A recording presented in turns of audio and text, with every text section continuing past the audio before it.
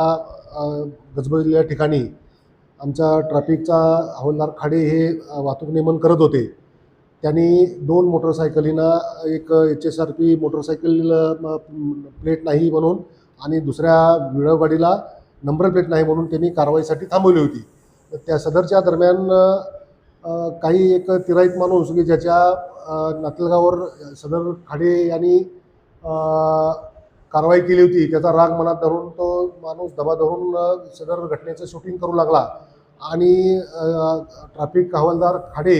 यांना त्यांच्या पर्सनल याच्याबद्दल टिप्पणी करून त्यांना हुसकवण्याचा प्रयत्न केला आणि ज्यावेळेला खाडेंचा राग अनावर झाला आणि त्यांनी अध्वातत्वा काही थोडं बोलले, तर त्याचंच फक्त शूटिंग करून त्या सदरच्या इस्मानं सर्व प्रसार माध्यमावर व्हायरल केलं. आज दिवसभर आम्ही सदर घटनेचा संपूर्ण सखोल चौकशी केलेली आहे.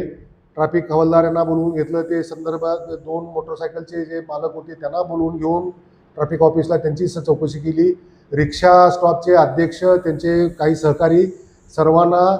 सदर ठिकाणी बोलवून चौकशी केली असता खाडे यांना किंवा त्यांच्याबरोबर कुठलीही अशी जास्त म्हणजे काय अशी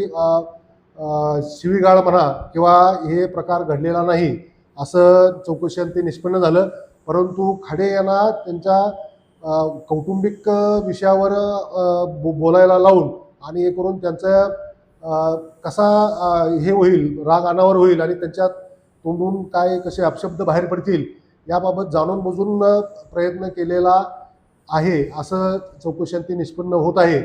तरी इथून पुढं आम्ही आज सर्व ट्रॅफिक अधिकारी आणि सर्व स्टाफ यांचं संबोधन करून हे सार्वजनिक ठिकाणी वाहतूक नियमन करताना किंवा कारवाई करताना कुठलाही विषय कितीपर्यंत ताणायचा आणि आपल्या हातून आपल्या तोंडून कुठलेही अपशब्द जाणार नाहीत, कुणालाही बळाचा वापर करावा लागेल अशी परिस्थिती येऊ देणार नाही, याबद्दल आम्ही सर्वांचं प्रबोधन करीत आहोत.